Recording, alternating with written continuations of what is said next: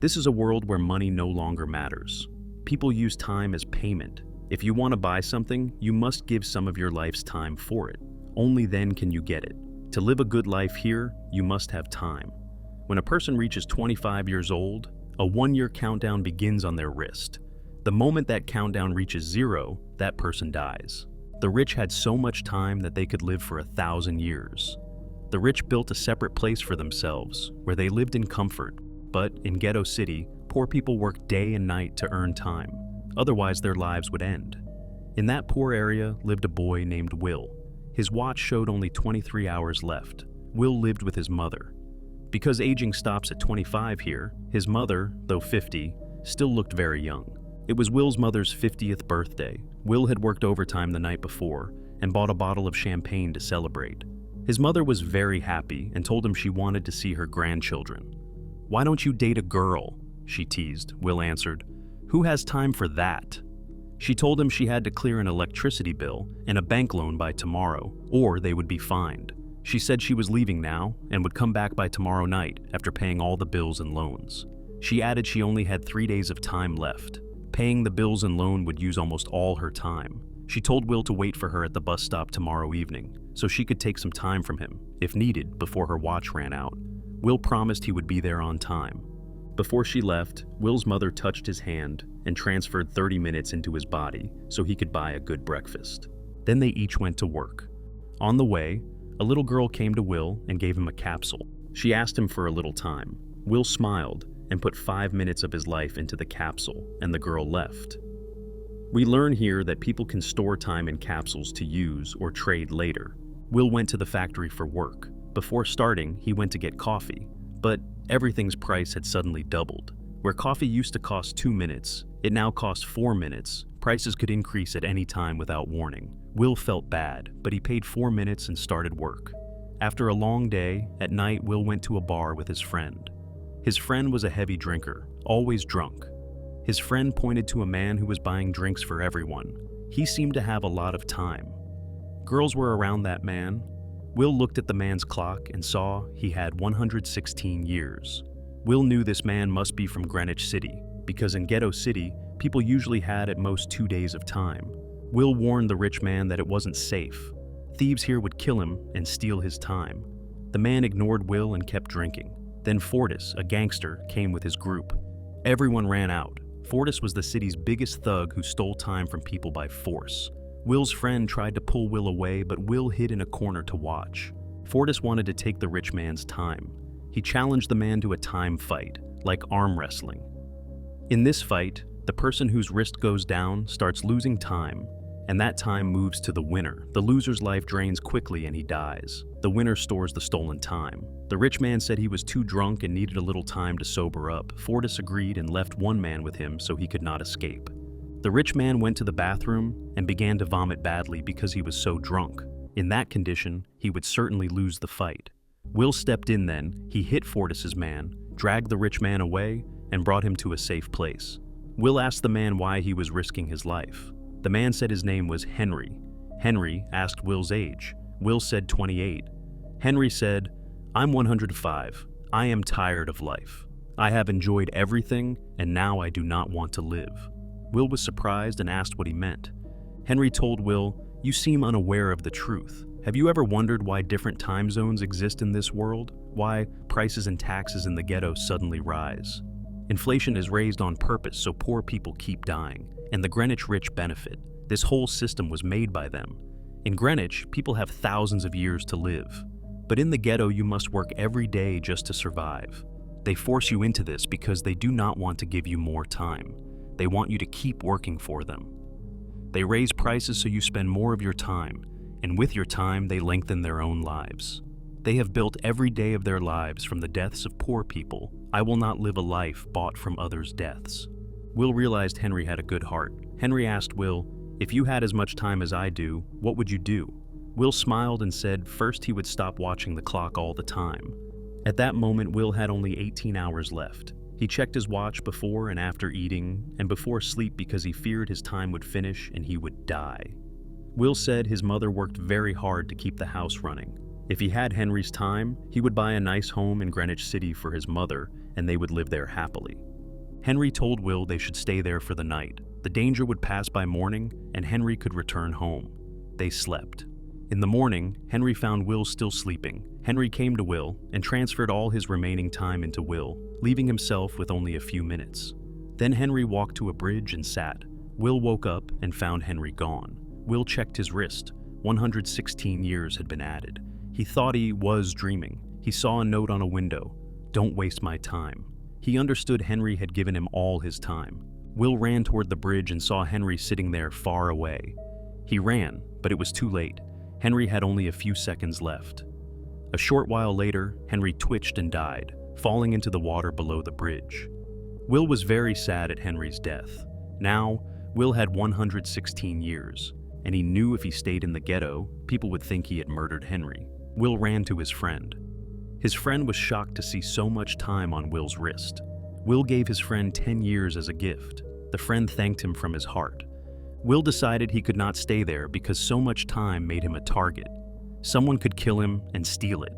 Now he could buy a good home in Greenwich City for his mother and live safely. Will said goodbye to his friend and went to the bus stop to wait for his mother.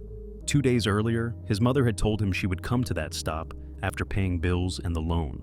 Will's mother, Rachel, had paid the loans and bills and boarded a bus to return home. Then she learned the bus fare had doubled in one day. A route that used to cost 1 hour now cost 2 hours. With only 1 hour left, she became very worried. She begged the driver to stop at the next stop, saying her son would give the rest of the time, but the driver refused and said, "If you have no time, walk." Rachel knew the next stop was far. On foot it would take 2 hours. The bus was full of passengers. She asked them for help, but none helped. The bus left.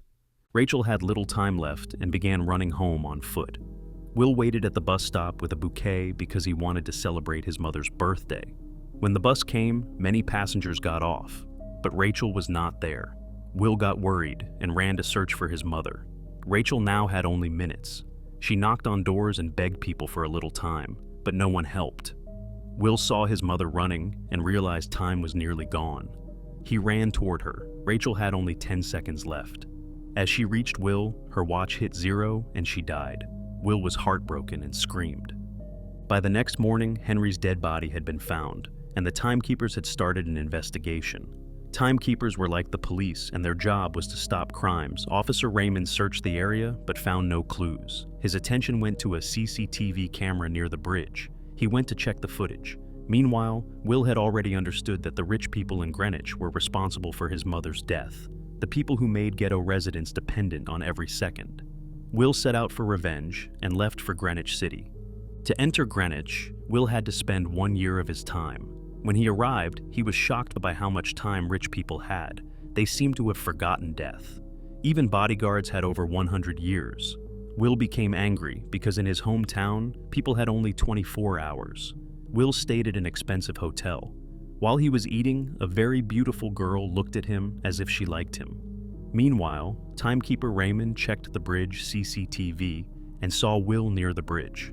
The camera did not show Henry falling, but Will standing near the bridge made Raymond doubtful. Raymond told his team to gather information on Will. The timekeepers learned that a man named Will had entered Greenwich after spending a lot of time. This confirmed Raymond's belief that Will had killed Henry Raymond, and his team left for Greenwich. In Greenwich, Will went to a casino where rich men were playing poker. They laughed at him as a newcomer. But Will was good at gambling. He saw a chance to take time from the rich. He played poker with Philip, the richest man who ran a time bank that lent time to people. Philip sat with his daughter, the same girl who had looked at Will before. Will bet all his time and, by skill, he won 1,100 years from Philip. Philip's daughter Sylvia was very impressed and invited Will to a party that night. The next evening, Will arrived at Philip's party in a new car he had bought. Will and Sylvia danced, and Sylvia began to fall for him. As she was about to tell him, Raymond and the timekeepers arrived and arrested Will. They took almost all his time, leaving him just 2 hours, and accused him of killing Henry. Will said he had not killed Henry. Henry gave him 116 years and then killed himself. Raymond did not believe him. Will realized Raymond would lock him up for life, so he acted fast. He killed some of Raymond's men, took their guns, and escaped with Sylvia as a shield. Using Sylvia as protection, he slipped past Raymond and returned to Ghetto City. By then, Will had very little time left. He asked Sylvia for some time, but she refused even 1 second because she thought he had killed Henry. Will drove fast toward Ghetto to borrow time from someone. In his hurry, Will did not see sharp barbed wire on the road set by Fortis. The car hit it and fell off a bridge. Will and Sylvia lost consciousness. Fortis and his gang had placed the wire. Fortis noticed Sylvia had 10 years and stole it from her. Will and Sylvia woke up. Sylvia checked her wrist and found only 30 minutes left. Will had only a few minutes. Will gave Sylvia some minutes so their times would be equal. Then Will took Sylvia to the friend he had given 10 years earlier. When the friend's wife opened the door and saw Will, she scolded him, saying, "The 10 years you gave my husband ruined him. He wasted it on alcohol and died." Will felt crushed. Now both had little time left. If they didn't act fast, they would die. Will saw a diamond earring in Sylvia's ear and sold it. The money bought them 2 days of time. Will took Sylvia to a phone booth and called Philip, saying his daughter was safe and demanding 10,000 years in exchange, time Will would give to the poor by morning. For Philip, this amount was nothing, but he refused to give time to the poor. Will then took Sylvia back to his small home. They waited there for the night. While they waited, Sylvia asked Will where his family was. Will told her that his mother had died the previous night because she had no time. Hearing this, Sylvia felt terrible. She understood how poor people here live every moment afraid of death. She saw how hard they work just to earn 1 day of life. The next morning, when the bank opened, Will and Sylvia watched from the window, hoping the bank would give time to the poor. But the bank did not help. Sylvia became very sad to see that even her father and the bank would not help people, not even his own daughter. She realized her father was not only a businessman, but the leader of this cruel system that built his years from poor people's deaths. Seeing Sylvia so upset, Will decided it was better to send her away for her safety. He took her to a phone booth and told her to call her father and ask for help. Will also gave Sylvia a gun so she could protect herself if needed. While Sylvia was on the phone, timekeeper Raymond suddenly came and pointed a gun at Will. Raymond was about to shoot, but Sylvia panicked and fired at Raymond. The bullet hit Raymond's hand and he bled badly. Will checked Raymond's watch and saw Raymond had only 2 hours left. Timekeepers also get only 1 day as salary. Will knew that if Raymond's team reached him, Raymond could die from blood loss before help came. So, Will gave Raymond 2 hours of time and took Raymond's car to escape. Because of the shooting, Sylvia was now on the crime list. Will promised Sylvia she could get away from this life, but Sylvia's life in Greenwich was like a cage. Her father had strict rules. After seeing the ghetto, Sylvia felt free and chose to help Will and the poor. Will and Sylvia then began robbing the rich. They planned to take time capsules from Philip's banks because Philip had collected time from poor people's deaths. Sylvia, who knew Greenwich well, helped plan the raids. They packed many time capsules from Philip's vaults into bags and started giving them to poor people. After this big theft, the government put a 10-year bounty on their heads.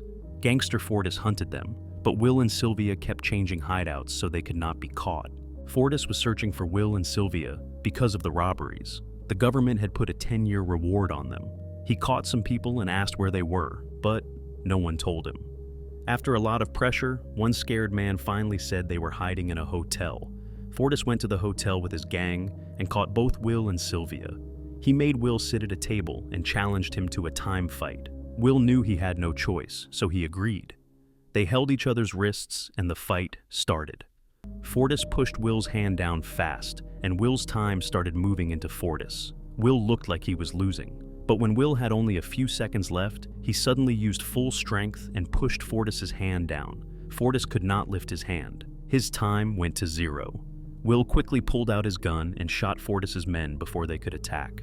Fortis died, and Will and Sylvia escaped from the hotel. Later, Sylvia went to her father's office and told him she wanted to surrender. The guards pointed guns at her. Hidden in the guard base, Will was waiting. He rushed out, put a gun to Philip's head, and forced him to open his locker. Will and Sylvia took a time capsule from Philip's locker that held 1 million years, years taken from the deaths of poor people, and ran away with it. When Raymond learned, he chased them. Raymond looked at his own wrist and had less than 1 hour left. He called headquarters to send his salary capsule because he had little time. Before he could transfer it into his body, he saw Will's car and followed them without transferring. Because if that 1 million years reached the poor, everyone in the ghetto would become immortal and the rich system would collapse. Raymond chased Will and Sylvia with everything he had. But Will and Sylvia tricked Raymond and reached the ghetto. They gave the capsule to a little girl there and then left for a far and empty place. They gave millions of years to the people in ghetto, making them immortal. But Will and Sylvia now had almost no time left themselves. Sadly, at that moment, Raymond caught them. Raymond threatened Will. "If you want to live, give back all the stolen time." Will showed Raymond his watch. Both Will and Sylvia had only a few minutes left. Will reminded Raymond that when Raymond nearly died earlier, Will had lent him time. Raymond suddenly remembered and looked at his watch. He had only 5 seconds left. The seconds passed, and Raymond died. Will and Sylvia survived, but had only 1 minute each. They were in a far, empty place with no help, and death seemed near. They hugged each other sadly. Then Will saw Raymond's car. He ran to it, transferred Raymond's paytime into his watch, and ran to give some to Sylvia. Sylvia ran to him with only a few seconds left. It was the same kind of moment when Will lost his mother. Will reached her in time, Sylvia fell into his arms, and he held her hand. She lived. Because of Will and Sylvia's actions, the people of Ghetto became effectively immortal. They no longer needed to work in factories for hours to earn time. They could follow their dreams and head to Greenwich City. The rich-built system failed, and with that, the story ends. If you love detailed movie explanations like this, make sure to hit the like button, subscribe, and turn on notifications so you never miss the next breakdown.